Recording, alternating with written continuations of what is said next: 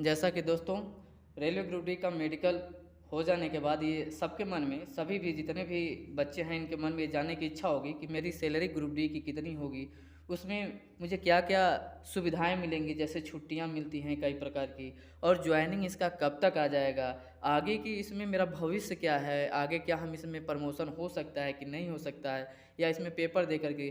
तो ये सारी चीज़ें आज हम इस आपका डाउट जो है टोटल क्लियर कर देंगे दोस्तों। तो जैसा कि आप देख सकते हैं कि रेलवे ग्रुप डी जो अभी आपका मेडिकल चल रहा है, वो ग्रेड पे जो है 1800 की भर्ती है, आपको चुना जाएगा, और लेवल 1 का इसको पोस्ट कहते हैं। तो इसकी तहत जो सैलरी है आपकी, बेसिकली जो सैलरी होती है वो 18,000 होती है। उसके बाद HRA मिलता है आपको 4 से 24% तक मिलती है। तो HRA में जो है ना दोस्तों, ये कई क्राइटेरिया होता है, इसमें 1 2 3 होते हैं। जैसे सीटी आपकी होती है, लोवेस्ट होती है, मीडियम होती है, हाईएस्ट, उसके हिसाब से आपका पैसा ना जो बढ़ते चले जाते हैं। तो आपका जो है मिनिमम जो है 3,000 से प्लस अब 4,000 के बीच में आपको जो है ये मिल जाता है। उसके बाद आपका दोस्तों डीए होता है, डीएलएस अलाउड। तो वो जो होता है ना आपका डीए, उसका बेसिक का कुछ परसेंटेज निर्धारित होता है, तो ये भी आपका 3,000 के लगभग मिल जाता है। फाइनली अगर मोटी मोटा हम देखें इसमें, तो ग्रुप डी की जो इनकम होती है वो 26,000 के तकरीबन पहुंच जाती है। ठीक है दोस्तों, तो ग्रुप डी की सैलरी कितनी है? 26,000 के पास में आपको मिलेंगे। लेकिन आप इस पैसे को मत आकिएगा, इसके साथ साथ बहुत सारी सुविधाएं रेलवे देती है जो किसी अन्य में नहीं मिलेगा। इसलिए रेलवे को आज को जो है पूरे अपने भारत का सबसे बड़ा जो है एक यूनिटी है। ठीक है दोस्तों, तो देखिए अब इसमें इसके अलावा भी कुछ चीज़ें मिलती है। जैसे एक साल में आपको ड्रेस के लिए मिलता है उसमें आपका, तो 5,000 के करीब में आपका जुलाई मंथ के पास 5,000 आपका ड्रेस का मिल जाता है। ठीक है दोस्तों, उसके बाद आपका एक साल में एक बार जो है बोनस रेलवे देती है, जो आपको दशहरा के पास आपका 17 से 18,000 के बीच में कुछ पैसे आपको बोनस मिलता है। ये फाइनली आपको जो है एक साल में ये सुविधाएं दी जाती हैं उस सैलरी के माध्यम से। और इसमें से कुछ सैलरी में से आपका एनपीएस करता है, कुछ एक जो होते हैं इंश्योरेंस के लिए 30-35 रुपये जो भी करते होंगे दोस्तों। ठीक है, उसके बाद ये आपका फाइनली सैलरी आपको बता दिए कि एक ग्रुप डी की सैलरी 26,000 होगी। ठीक है, उसके अलावा जो है आप 5,000 आपका ड्रेस के लिए मिले, 60-70,000 18,000 के बीच में जो आपका बोनस प्रति ईयर मिलेगा। अब आते हैं सुविधाएं क्या क्या रेलवे ग्रुप डी के कर्मचारियों के लिए देता है।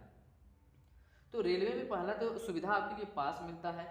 पास में आपको एक फुल सेट, क्या दोस्तों, एक फुल सेट आपको पास मिलेगा, और ये पास जो आपको फ्री में होगा, आप कहीं भी भारत में आप आ जा सकते हैं, जाने का आने का दोनों फ्री होता है। ये आपका जो है थर्ड एसी तक मिल जाता है। इसके अलावा जो है 2 फुल सेट आपको जो है पीटीओ मिल जाता है।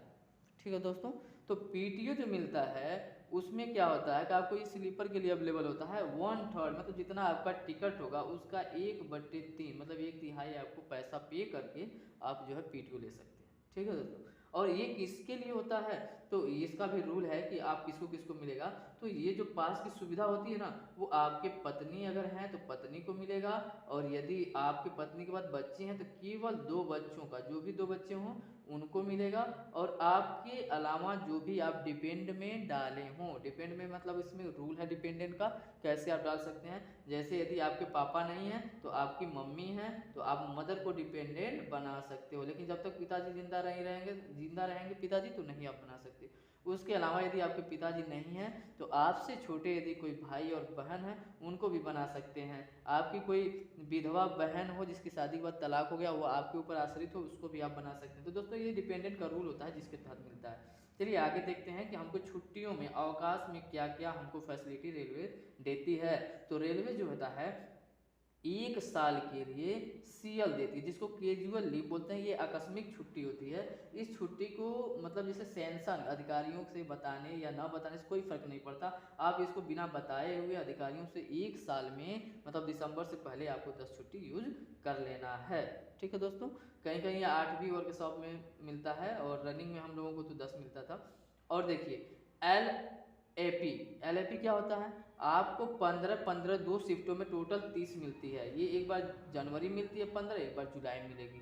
तो ये जो होता है ना, ये दिसंबर के आप कभी भी आप इसको लेंगे, और शेष जो बचा होगा वो अगले साल में क्या होता है, ऐड हो जाता है, अगले साल में क्या होता है, जुड़ जाता है दोस्तों।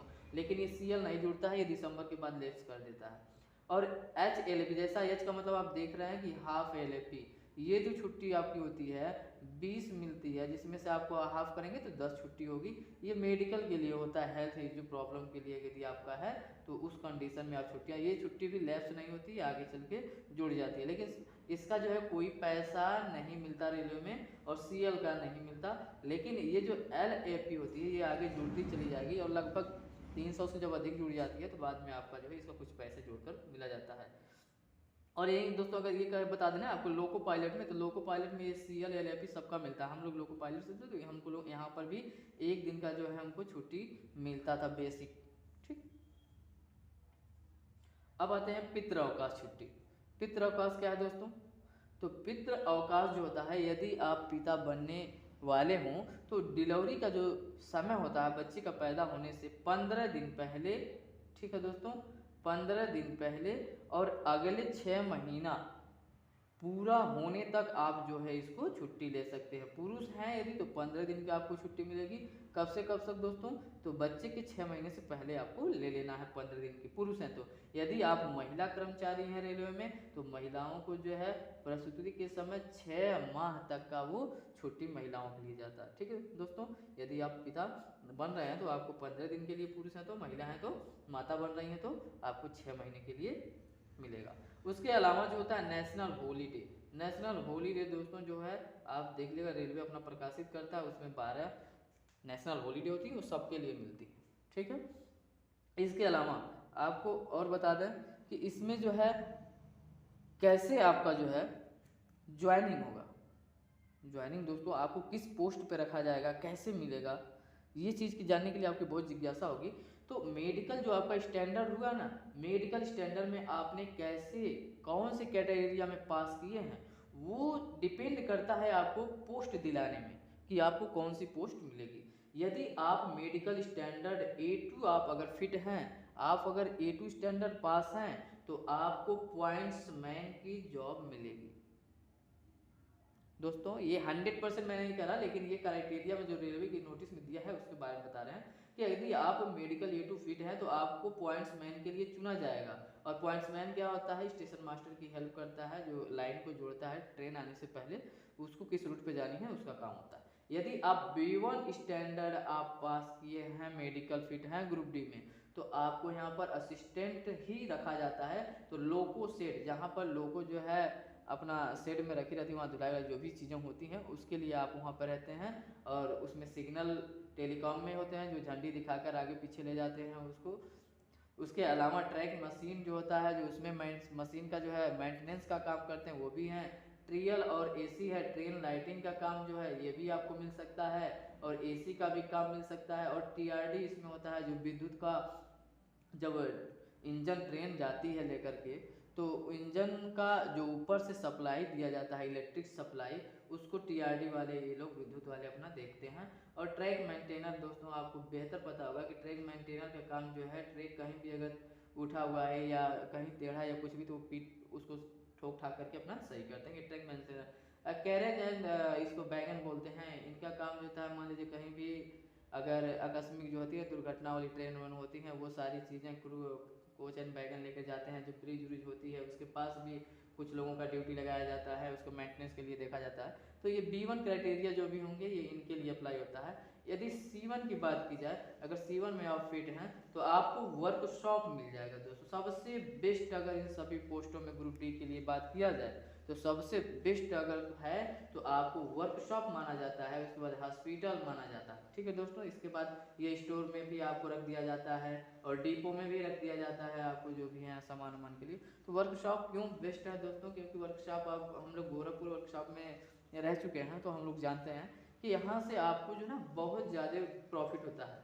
वर्कशॉप में आप जब जाएंगे गोरखपुर तो वहाँ इसके अंदर जो है ना बहुत सारे काम होते हैं। बिल्डिंग विभाग होगा, उसके बाद मशीन विभाग, टूल्स विभाग, यार्ड विभाग, उसके बाद AC विभाग, उसके बाद दोस्तों इसमें बहुत सारे फर्निशिंग विभाग, ऐसे वहाँ पर ट्रेन लाइटिंग विभाग, GR विभाग ऐसे बने हुए हैं तमाम। इसमें आप जाएंगे ना तो बहुत सारे काम मिलते हैं। और इसमें जो है ना आपको हॉस्पिटल, इसमें भी बहुत आराम होता है। आप रेलवे हॉस्पिटल गोरखपुर हम लोग हैं वहाँ देखते भी हैं, आपको अंदर जो है सहायक के रूप में, असिस्टेंट के रूप में रखा जाता है।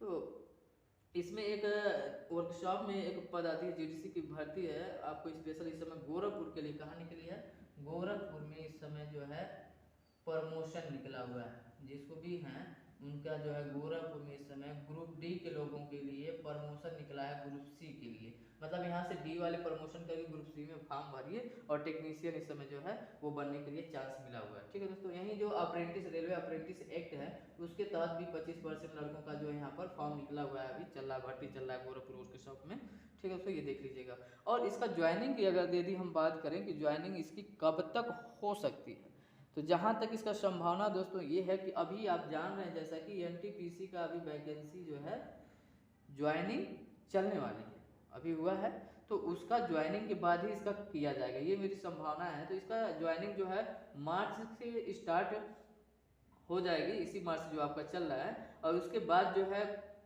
जून से इसकी पूरी संभावना है कि जून में आपका जो है ज्वाइनिंग, कभी भी आपका ज्वाइनिंग जो है ग्रुप डी वालों के लिए मिल सकता है। ठीक है दोस्तों, जून में आप जान लीजिए कि आपको मिल जाएगी।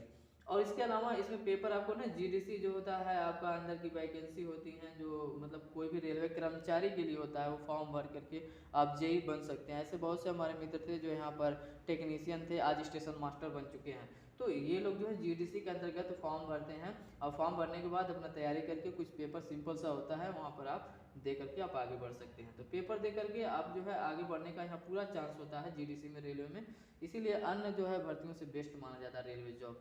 साथ ही साथ अगर प्रमोशन की बात करें तो वर्कशॉप जो है यहाँ पर प्रमोशन जल्दी देता है दोस्तों, वर्कशॉप में प्रमोशन जल्द मिलता है। यहाँ पर हर साल जो है प्रमोशन का जो कोटा आता है तो उसमें जो है कुछ न कुछ सुधार करके आगे बढ़ाया जाता है, टेक्नीशियन बनाते हैं, उसके ऊपर जो है कई सारी चीज़ें हैं जो आपको रेलवे ग्रुप डी के अंतर्गत काफ़ी फ़ायदा मिलता है। हम कहेंगे ये रेलवे जो है आपके लिए सबसे बेस्ट है, आपके साथ साथ आपकी फैमिली का भी ख्याल रखता है, आपको पास देता है, आपको सैलरी भी बेस्ट देता है, जो आगे हर साल जो 3% बढ़ती ही जाती है। तो आपको एक बेस्ट मतलब प्लेटफॉर्म मिलेगा जहाँ से आप अगर अच्छे हैं, पढ़े लिखे हैं, तो आप आगे की तैयारी भी करते रहिए। इसके लिए रेलवे जो आगे की तैयारी के लिए भी, स्टडी के लिए भी छुट्टी देता है। यदि रेलवे को लगेगा कि आप रेलवे की भलाई के लिए पढ़ रहे हैं तो इसके लिए भी यहाँ पर जो है छुट्टी मिलती है, अवकाश मिलती है, तो ये कम ही मिलता है दोस्तों। और हम लोग रेलवे में इस समय जो है लोको पायलट पद पर, तो वो चीज़ हम लोग वहाँ से देख करके आए हैं। और टेक्नीशियन के लिए हमने फॉर्म अप्लाई किया है। टेक्नीशियन का आप लोगों को पता होगा कि सरप्लस का जो वैकेंसी हो गई थी लोको पायलट का, ठीक है, टेक्नीशियन के लिए हम यहाँ पर जो है गोरखपुर वर्कशॉप में अप्लाई किए हैं।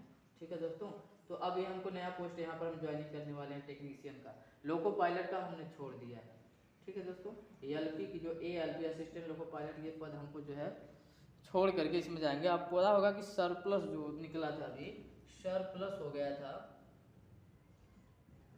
सरप्लस जो भर्ती हुई थी एएलपी की, उसमें हम लोग थे, तो हम लोग अपनी इच्छा अनुसार मांगा गया था कि आप लोग जो है रनिंग से छोड़कर आप लोग क्या कहो वर्कशॉप में टेक्नीशियन पर ज्वाइनिंग कर सकते हैं। तो हमने उसके लिए अप्लाई कर दिया है, जल्दी मेरा लोको पायलट से वर्कशॉप में हो जाएंगे। ठीक है दोस्तों, आगे की जानकारी के लिए आप हमसे जुड़िए, किसी भी प्रकार की अगर जानकारी आपको चाहिए तो कमेंट करिए। हम आपको लोगों के लिए निःशुल्क बैच भी चालू करने वाले हैं टेक्नीशियन और लोको पायलट का, तो आप दोस्तों सपोर्ट करिए। जय हिंद, जय भारत।